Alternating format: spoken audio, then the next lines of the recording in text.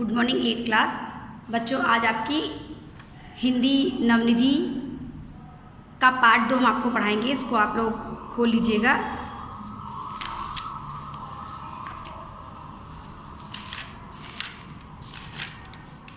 Part 2 chief की दावत, page number 20। आज की इस पे डेट डालिएगा। आज की 25/5/2021।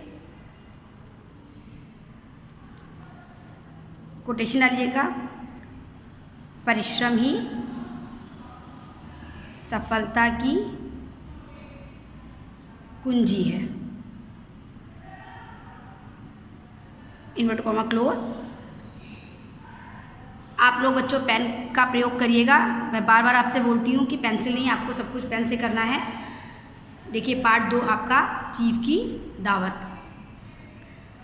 इस कहानी में ये बताया गया है कि हमें बड़ों का सम्मान करना चाहिए, चाहे कितनी भी बड़ी खुशी हमारी ज़िंदगी में क्यों ना आ जाए। हमें उन खुशियों में बड़ों को सम्मिलित करना चाहिए, मिलाना चाहिए। मतलब ये नहीं भूलना चाहिए कि उनकी वजह से ही आज हम ऊंचे पद पर पहुँचे हैं। अपने बड़ों के त्याग, बड़ों के परिश्रम के द्वारा ही हम ऊंचे पद पर पहुँचे और ऊंचे पद पर पहुँचकर हमें बड़ों के त्याग को नहीं भूलना चाहिए, बड़ों का सम्मान करना चाहिए। और हमारी चाहे छोटी बड़ी कोई भी खुशी हो, अपने घर के बुज़ुर्गों को, बड़ों को, माता पिता को अपनी खुशी में शामिल करना चाहिए। बच्चों ये भीष्म साहनी द्वारा रचित कहानी आपकी है चीफ की दावत। देखिए पहले भी दिया हुआ इसका संदेश कि माता पिता पुत्र के लिए ईश्वर से भी बड़े बताए गए। माता पिता को भगवान की संज्ञा दी गई है। पुत्र चाहे जितने ऊंचे पद पर पहुंच जाए, उसे अपने माता पिता को नहीं भुलाना चाहिए। कभी कभी हम लोग बच्चों झूठे अहंकार में दम्भ हमारे अंदर आ जाता है, घमंड आ जाता है। तो कभी कभी हम ऐसा कर देते हैं कि जिससे माता पिता का अपमान होता है। ये गलत है, हमें ऐसा नहीं करना चाहिए। ये सोचना चाहिए कि चाहे कैसी भी स्थिति हो, हमारे माता पिता से बढ़कर हमारे लिए हमारा भला सोचने वाला कोई नहीं होता है। देखिए आज मिस्टर श्यामनाथ जो मेन पात्र हैं के घर चीफ की दावत है। उनकी चीफ की आज दावत है। यहाँ पर चीफ जो उनके मुख्य साहब थे, श्यामनाथ के मुख्य साहब थे, तो उनकी आज घर में दावत थी। श्यामनाथ ने अपने घर में उनको दावत दी थी। श्यामनाथ उनकी धर्म पत्नी को पसीना पोंछने की फुर्सत नहीं थी, घर की साफ़ सफाई में लगी हुई थी, क्योंकि उनके साहब आने वाले थे। और कहीं ना कहीं श्यामनाथ उनकी पत्नी को, साहब को घर पे दावत देने का कारण ये था कि वो अपनी पदोन्नति चाहते थे। श्यामनाथ पदोन्नति चाहते थे, तो वो लोग बिल्कुल घर की साज सजावट में लगे हुए थे।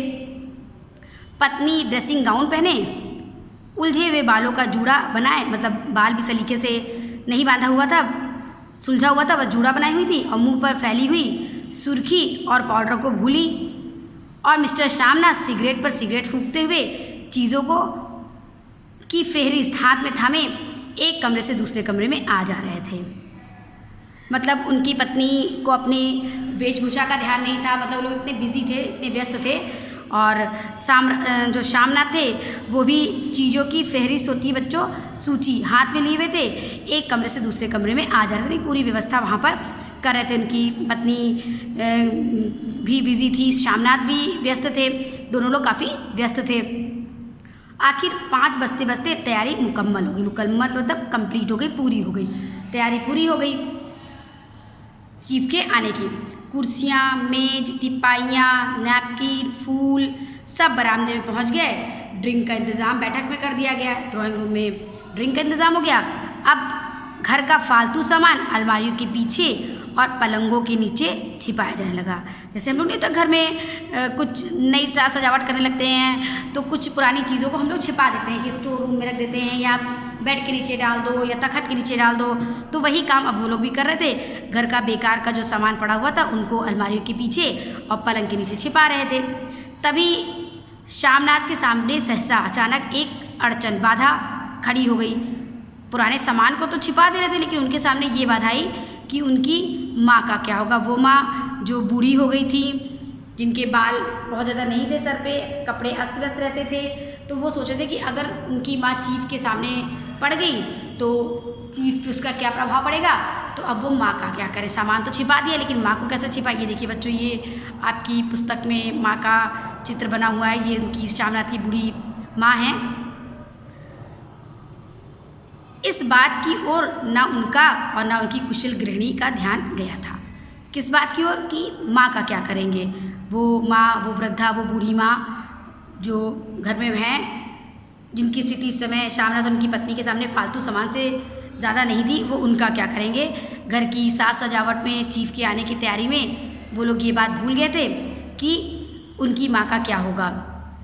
मिस्टर श्यामनाथ श्रीमती की ओर घूमकर अंग्रेजी में बोले, माँ का क्या होगा। श्रीमती काम करते करते ठहर गई क्योंकि इस तरफ किसी का ध्यान नहीं था। अचानक से बिल्कुल रुकी और थोड़ी देर तक सोचने के बाद बोली कि इन्हें, यानी माँ को, ये इन्हें प्रोनाउन माँ के लिए इस्तेमाल हुआ सर्वनाम, माँ को पिछवाड़े इनकी सहेली के घर भेज दो। कहा कि माँ की एक सहेली है, माँ को उनकी सहेली के घर भेज दो। रात भर बेशक वहीं रहे, कल आ जाएंगी। उन्होंने कहा ठीक है, अपनी सहेली घर चली जाए, रात भर वहाँ पर रहें और कोई उसकी बात नहीं, अगले दिन वापस चली आए, मतलब रात भर रुक जाए, कोई दिक्कत नहीं है। श्यामनाथ सिगरेट मुंह में रखे सिकुड़ी आंखों से श्रीमती के चेहरे की ओर देखते हुए पल भर सोचते, यानी ये एक प्रस्ताव रखा था उनकी पत्नी ने कि उनको उनकी सहेली के घर भेज दें, भले वो रात भर ना आए, कोई बात नहीं। लेकिन श्यामनाथ की आंखें सिकुड़ गईं क्योंकि वो नहीं चाहते थे कि उनकी माँ अपनी सहेली के घर जाए। कारण क्या था आगे है। फिर सिर हिलाकर बोले, नहीं, मैं नहीं चाहता कि उस बुढ़िया का आना जाना यहाँ फिर से शुरू हो। यानी उनकी जो सहेली थी उनको श्यामनाथ पसंद नहीं करते थे, तो माँ की सहेली को बुढ़िया नाम से संबोधित करते हुए उन्होंने कहा कि मैं नहीं चाहता हूँ कि माँ की वो सहेली जो माँ की उम्र की ही है, जिस कारण श्यामनाथ ने उसको बुढ़िया संबोधित किया, बुढ़िया कहा मैं नहीं चाहता हूँ कि उसका आना जाना शुरू हो, क्योंकि अगर माँ जाएंगी तो वो भी आएंगी और बहुत मुश्किल से उनका आना जाना यहाँ से बंद कराया गया है। श्यामनाथ उनको पसंद नहीं करते थे। माँ से कहें कि जल्दी खाना खा के शाम को अपनी कोठरी में चली जाए। श्यामनाथ ने एक उपाय बताया। बच्चों, पत्नी ने क्या उपाय बताया था कि इन्हें इनकी सहेली के घर भेज दें। श्यामनाथ ने उपाय बता दिया कि माँ को कह देंगे कि जल्दी खाना खाकर शाम को ही अपनी कोठरी में चले जाए, अपने रूम में चली जाएंगी और वहाँ चली जाएंगी, सो जाएंगी या कुछ भी करेंगी। मेहमान कहीं 8 बजे आएंगे, इससे पहले ही अपने काम से निपट लें। तो श्यामनाथ ने ये प्रस्ताव रख दिया कि माँ को कहेंगे वो शाम को जल्दी से ही अपना सारा काम निपटा कर, खाना पीना जो भी है वो करके अपने कमरे में चली जाएंगी। मेहमान तो शाम को 8 बजे आएंगे, तो फिर कोई दिक्कत ही नहीं होगी। सुझाव भी बहुत अच्छा था, दोनों को पसंद आया, दोनों, उनकी श्यामनाथ और उनकी पत्नी को पसंद आया। मगर फिर सहसा श्रीमती बोल उठी, जो वह सो गई। श्रीमती जी ने, उनकी पत्नी ने बोला, श्यामनाथ की मिसेज ने बोला कि वो ये तो उपाय सही है, लेकिन अगर माता जी सो गई तो वो खर्राटे लेती हैं, फिर उनके खर्राटों की आवाज़ आने लगेगी और खर्राटों की आवाज़ वहाँ तक आएगी जहाँ पर उन लोग ने खाना खाने का इंतज़ाम किया, यानी कि उनके कमरे से सटा बरामदा है, उस बरामदे में उन लोगों ने खाने पीने का इंतज़ाम किया है। तो उस बरामदे तक माँ के खर्राटों की आवाज़ आएगी, जिससे बहुत अच्छा प्रभाव चीफ पर नहीं पड़ेगा। वो ज़रूर सोचेंगे कि कौन है जिसके खर्राटों की आवाज़ आ रही है। बच्चों, खर्राटा होता है जो सोते समय नाक और गले से घर्र घर्र की आवाज़ आती है ना सोने की, उसको बोलते हैं खर्राटा। खर खर की आवाज़ होती है ना। Page number 21।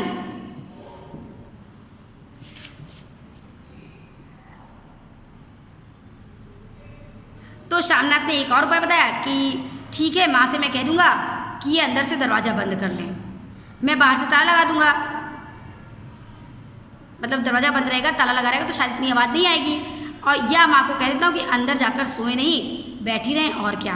तो श्यामनाथ ने फिर एक उपाय निकाला कि ठीक है, एक और उपाय हो सकता है कि माँ के खर्राटों के आवाज़ ना आए, तो या तो वो दरवाज़ा बंद कर ले, मैं ताला लगा लूँगा, आवाज़ कम आएगी, और दूसरी चीज़, या तो माँ कमरे में बैठी जगती रहें, सोए नहीं। लेकिन श्रीमती जी को ये अंदाज़ा था कि कहीं ऐसा ना वो सो जाएं, तो कहीं, और जो सो गई तो डिनर का क्या मालूम कब तक चले, 11 बजे तक तो तुम लोग ड्रिंक ही करते रहते हो। उन्होंने कहा कि तुम लोग 11 बजे तक ड्रिंक करते रहते हो और 11-12 बजे पता नहीं कितने बजे तक डिनर चलेगा। और माँ जी 11-12 बजे तक क्या जग पाएंगे? ऐसा ना हो कि वो सो जाएं, तब तो खर्राटों की आवाज़ आएगी ही आएगी। इतना बच्चों रखिएगा, इसके बाद हम आप लोग को कल पढ़ाएंगे, ठीक है? Bye and take care. हम इसकी फ़ोटो भेजते हैं, उससे पढ़ लीजिएगा आप लोग। बाय बच्चों।